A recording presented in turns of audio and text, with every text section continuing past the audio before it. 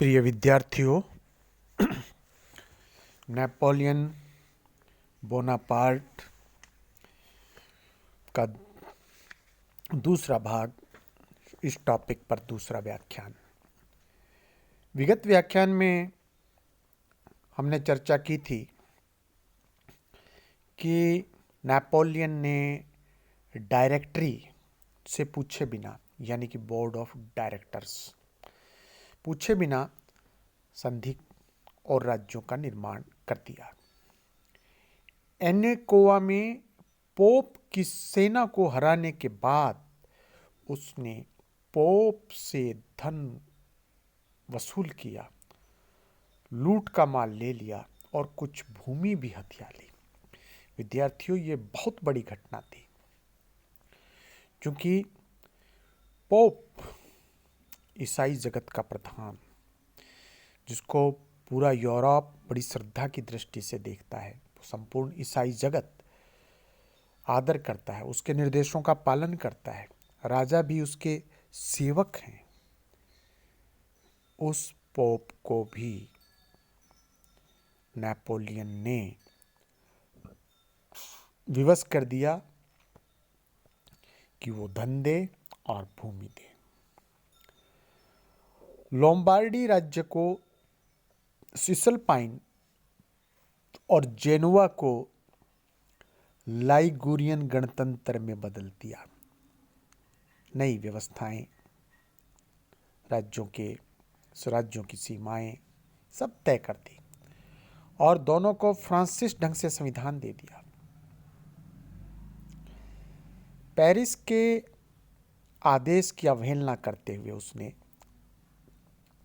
Neapolitan एक जो अभियान कहा डायरेक्टरी ने उसको करने के लिए, सैन्य अभियान, उस अभियान में वो गया नहीं, यानी कि मनमर्जी का मालिक।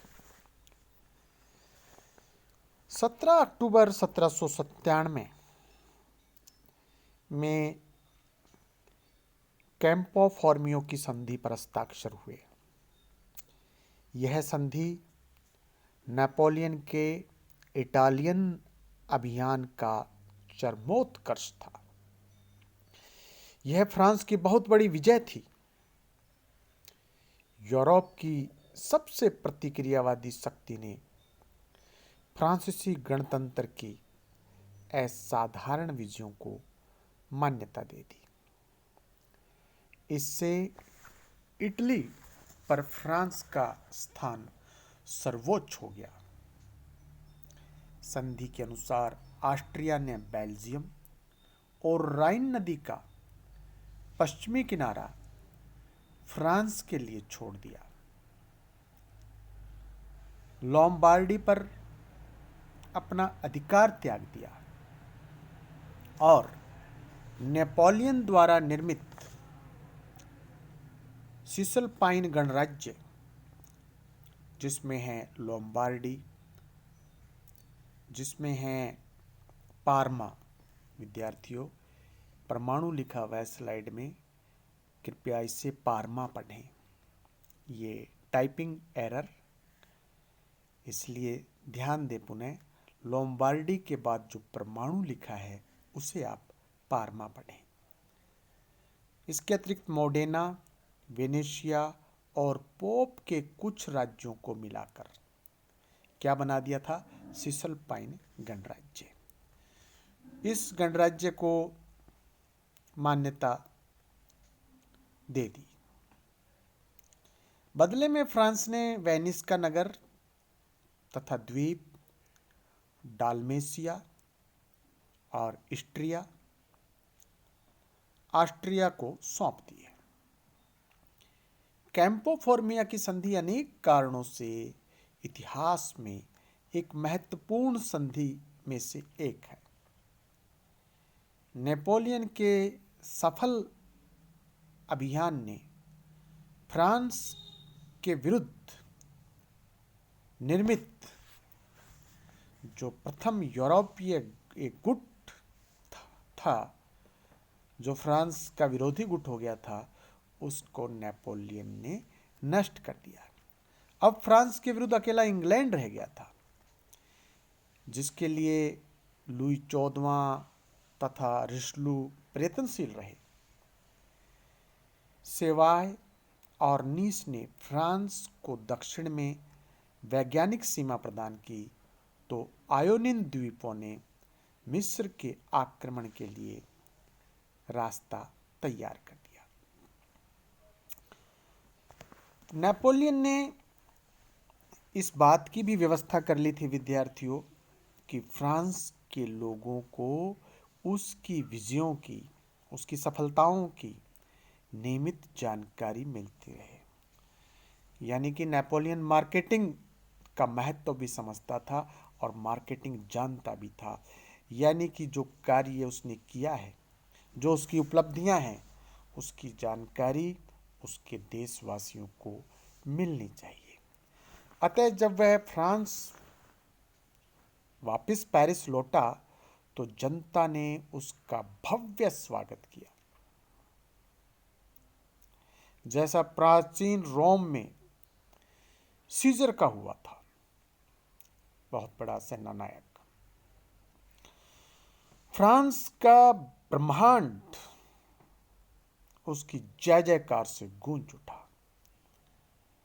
उसके पराक्रम की कई कहानियां प्रचलित हो गई, जिसमें अतिशयोक्तियों का भी प्रवेश हो गया, यानी कि बढ़ा चढ़ाकर बातें होने लगी। हीरो फ्रांस का नेपोलियन इस समय। इटली अभियान में नेपोलियन ने अपने शत्रुओं के विरुद्ध नए नए तरीकों का प्रयोग किया और अपने शेष जीवन में भी उन्हीं उपायों से अनेक युद्ध जीते। वह शत्रु पर अचानक आक्रमण करता था। वह शत्रु की छोटी छोटी टुकड़ियों के मुकाबले में अपनी समूची सेना की शक्ति झोंक देता था। यदि शत्रु जरा भी पीछे हटता तो वह तब तक उसका पीछा करता था जब तक कि वह हथियार न डाल दे अथवा उसे पूरी तरह से नष्ट न कर दिया जाए। वस्तुतः उसका इटली अभियान बहुत ही सफल रहा। वह सेना तथा जनता दोनों में हीरो बन गया, दोनों की उत्सुकता का केंद्र बन गया। अब हम बात करते हैं नेपोलियन के मिस्र अभियान की। अब फ्रांस को केवल इंग्लैंड से लड़ना शेष रह गया था।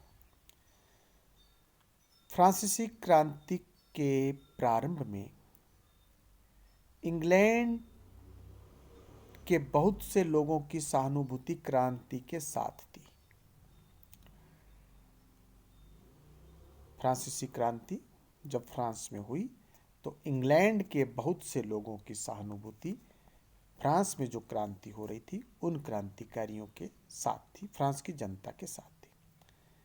परंतु जब क्रांतिकारियों ने हत्याओं एवं जुल्म का सिलसिला प्रारंभ कर दिया तो अधिकांश अंग्रेज क्रांति के विरोधी हो गए।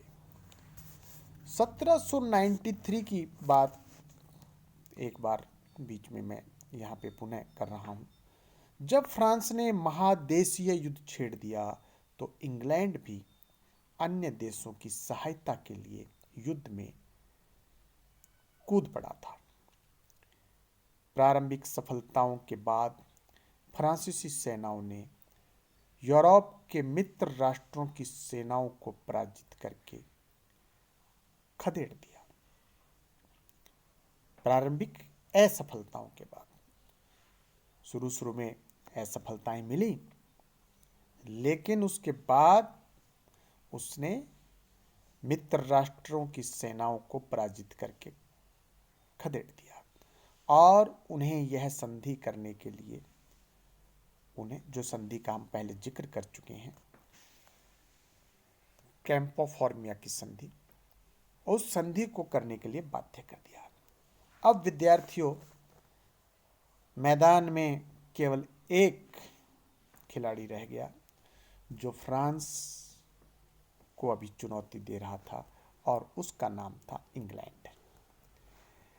डायरेक्टरी ने नेपोलियन को इंग्लैंड से लड़ने वाली शक्ति का प्रधान सेनापति बना के भेजा। नेपोलियन यह भली भांति जानता था कि इंग्लैंड पर सीधा आक्रमण करने से कभी सफलता नहीं मिलेगी, क्योंकि इंग्लैंड की जो जल सेना थी वो बहुत ताकतवर थी। इंग्लैंड दुनिया की महाशक्ति था। अतः उसने मिस्र पर अधिकार करके इंग्लैंड और भारत के मार्ग को, वो जो रास्ता था उसको नियंत्रित करने का निश्चय किया, उस पर अधिकार करने का निश्चय किया, ताकि ये रास्ते से इंग्लैंड और भारत का संपर्क टूट जाए। विद्यार्थियों, बड़ी मजे की बात है, आपको बड़ा आनंद आएगा। नेपोलियन का मत मैंने जो स्लाइड पे आप देख रहे हैं, मैंने स्लाइड पे दिया हुआ है, क्योंकि नेपोलियन मानता था कि इंग्लैंड की शक्ति का स्रोत भारत की अतुलित धन संपदा है। भारत से जो वो धन प्राप्त कर रहा है वही उसकी ताकत है, और वो धन जिस रास्ते से आ रहा है उस रास्ते पर नेपोलियन अधिकार कर लेना चाहता है, ताकि नेपोलियन उस सप्लाई लाइन को तोड़ सके। विद्यार्थियों, जिस हिंदुस्तान को इंग्लैंड गरीब देश कहता था, सपेरों का देश कहता था, पिछड़ा, कि हम उसको कुछ सिखाने के लिए हिंदुस्तान जा रहे हैं, देखिए उस हिंदुस्तान के बारे में नेपोलियन जानता था सच्ची बात कि हिंदुस्तान में अकूत धन संपदा है, और उसी धन संपदा के बदले इंग्लैंड जो दुनिया पर शासन कर रहा है। उस समय में मिस्र अंग्रेजी साम्राज्य का भाग नहीं था, वह तुर्की के सुल्तान के अधीन था। संचालक मंडल जो है, डायरेक्टरी ने नेपोलियन की मिस्र विजय योजना को स्वीकार कर लिया। वस्तुतः संचालक मंडल नेपोलियन की लोकप्रियता से घबरा उठा था और उसे फ्रांस से दूर रखने में ही अपना कल्याण समझता था। विद्यार्थियों, देखिए राजनीति, जो व्यक्ति फ्रांस को दुनिया में स्थापित कर रहा है, फ्रांस के लिए विजय प्राप्त कर रहा है, वो जब फ्रांस की राजधानी पेरिस में आ गया है तो पेरिस के जो करता धरता है बोर्ड ऑफ डायरेक्टर्स, यानी कि वहाँ की डायरेक्टरी, उसको खतरा हो गया। उनके सिंहासन डोल उठे और उनको लगा कि यदि ये व्यक्ति यहाँ रहा तो उनकी सत्ता चली जाएगी। इसलिए उसको फ्रांस से दूर रखने के लिए प्रधान सेनापति बनाया जाता है और मिस्र विजय के लिए उसको फ्रांस से भेज दिया जाता है। 1798 की बसंत ऋतु में नेपोलियन एक शक्तिशाली सेना के साथ जल मार्ग द्वारा मिस्र की ओर चल पड़ा। सर्वप्रथम उसने माल्टा द्वीप पर अधिकार किया, फिर अलेक्जेंड्रिया के सुप्रसिद्ध बंदरगाह पर अधिकार किया। भाग्य की बात थी कि अंग्रेज जल सेना नायक नेल्सन 3 दिन पहले ही उसकी तलाश में इसी बंदरगाह से रवाना हो चुका था। क्योंकि विद्यार्थियों, उस समय आप जानते हैं कि संचार के ऐसे साधन नहीं थे, तो नेल्सन उसके इंतजार में, लेकिन वो मुलाकात जब नहीं हुई तो वो वहां से रवाना हो चुका था। यदि रास्ते में इन दोनों सेना नायकों की मुलाकात हो गई होती तो शायद इतिहास का कुछ क्रम अलग होता। 1 अगस्त 1798 को ओबिकर बे में नील नदी के निर्णायक युद्ध में नेल्सन ने नेपोलियन के जहाजी बेड़े को नष्ट कर दिया। अब केवल 2 जहाज किसी प्रकार से नेपोलियन के पास बचे। अंग्रेजों की इस विजय के फलस्वरूप नेपोलियन का फ्रांस से संपर्क टूट गया और पूर्व में एक विस्तृत विजय का जो उसका स्वप्न था वो समाप्त हो गया। परंतु विद्यार्थियों, वह हताश नहीं हुआ, वह निराश नहीं हुआ और उसने सीरिया पर आक्रमण कर दिया, जहां प्रारंभ में उसे कुछ सफलता मिली और जाफना नगर पर उसका अधिकार हो गया, परंतु बाद में स्थिति बिगड़ गई। उसने एक्रे नगर का घेरा डाला, परंतु वह असफल रहा। कारण उसकी सेना में प्रॉब्लम हो गई, सेना में महामारी का जोर बढ़ गया, गोला बारूद समाप्त हो गया, क्योंकि इंग्लैंड से फ्रांस से उसका संपर्क टूट गया था। 25 जुलाई 1799 को अबूकर की खाड़ी के युद्ध में उसने विशाल तुर्की सेना को पराजित किया। यह विजय उसकी इस अभियान की अंतिम विजय थी। 21 अगस्त 1799 को विद्यार्थियों, वो अपनी सेना को भाग्य के भरोसे छोड़कर अपने कुछ चुने हुए साथियों के साथ गुप्त रूप से भाग निकला। आप ध्यान दीजिए, अपनी सेना को भाग्य के भरोसे छोड़ गया और कुछ अपने सैनिक साथ में लिए और छुप करके वहां से भाग निकला। नेपोलियन का मिस्र से फ्रांस पहुंचना आसान नहीं था, क्योंकि इंग्लैंड का जहाजी बेड़ा समुद्र में चक्कर काट रहा था और हवाएं खिलाफ थीं। लेकिन फिर भी किसी प्रकार अपनी हिम्मत के बल पर वह अपना जो उसका होम स्टेट, अपना जो उसका जहाँ जन्म हुआ, अपना जो जगह है, वहाँ कोर्सिका द्वीप जा पहुँचा। वहाँ के लोगों ने उसका भव्य स्वागत किया। कोर्सिका से वह फ्रांस के समुद्री तट पर जा पहुँचा। यहाँ से उसने पेरिस के लिए प्रस्थान किया और पूरे मार्ग में लोगों ने उसका भव्य स्वागत सत्कार किया। लोगों के उत्साह को देखकर नेपोलियन ने अपने एक साथी से कहा था, ये बहुत रिमार्केबल बात है विद्यार्थियों, कहा था कि ऐसा प्रतीत होता है कि प्रत्येक व्यक्ति मेरा इंतजार कर रहा था। यदि मैं तनिक पहले आता तो वह ठीक न होता, और यदि मैं बाद में आता तो बहुत देर हो जाती। मैं ठीक समय पर आया हूं। ये विद्यार्थियों, उसने अपने एक साथी से बात कही थी और उसका यह कथन सत्य भी हुआ। अब हम देखते हैं सत्ता हस्तांतरण के लिए क्या षड्यंत्र फ्रांस के अंदर। देखिए, डायरेक्टरी को काम करते हुए 4 वर्ष हो गए थे बोर्ड ऑफ डायरेक्टर्स को। इस समय वह बदनामी और अप्रियता की चरम सीमा पर था। जनता उसकी भ्रष्टता, अयोग्यता एवं असफलता से ऊब चुकी थी और शासन में परिवर्तन चाहती थी। डायरेक्टरी की अयोग्यता के कारण ही फ्रांस के विरुद्ध पुनः एक नया गुट बन गया था, जिसमें इंग्लैंड, ऑस्ट्रिया और रूस सम्मिलित थे। इंग्लैंड, ऑस्ट्रिया और रूस सम्मिलित थे। इस गुट को काफी सफलता मिली और फ्रांसीसी फौजों को जर्मनी से बाहर राइन नदी के किनारे तक खदेड़ दिया।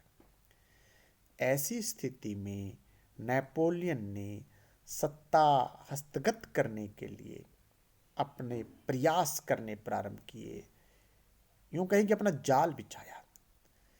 उसने उन नेताओं से संपर्क कायम किया जो किसी न किसी वजह से मौजूदा संविधान में संशोधन चाहते थे।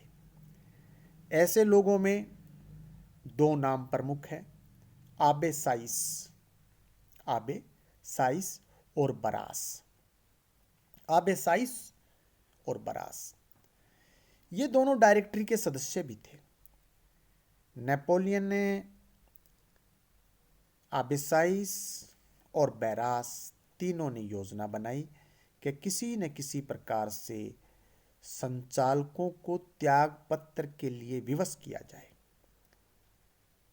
तब दोनों विधानमंडलों को विवश होकर संविधान में संशोधन करने के लिए एक समिति बनानी पड़ेगी।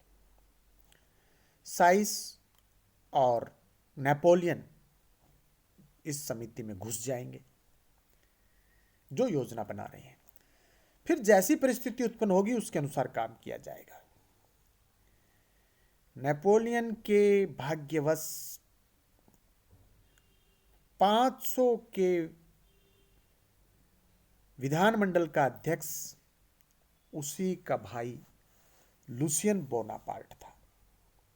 लुसियन बोनापार्ट विधानमंडल का अध्यक्ष। योजना को तुरंत अमल में लाया गया। साइस, बैरास और ड्यूकोस, ये एक तीसरा डायरेक्टर, साइस, बैरास और ड्यूकोस, ये तीन लोग हो गए। इन तीनों ने डायरेक्टरी की सदस्यता से त्यागपत्र दे दिया। जिन शेष 2 सदस्यों ने त्यागपत्र देने से मना किया उन्हें नजरबंद कर दिया, क्योंकि 5 में से 3 ने दे दिया। 7 नवंबर 1799 को सेंट क्लाउड नामक स्थान पर दोनों विधानमंडलों का अधिवेशन प्रारंभ हुआ। नेपोलियन ने दोनों सदनों को संबोधित किया, परंतु उसका भाषण कोई प्रभाव पैदा नहीं कर सका। 500 की परिषद में तो उस पर, जैसा कालूराम शर्मा और प्रकाश व्यास लिखते हैं कि उसमें उस पर तड़ातड़ घूंसे पड़े और धक्के देकर सदन से बाहर निकाल दिया। किसी प्रकार लुसियन बोनापार्ट, जो कि उसका भाई था, उसने नाटकीय ढंग से स्थिति को संभाला। शेष अगले व्याख्यान में। बहुत बहुत धन्यवाद।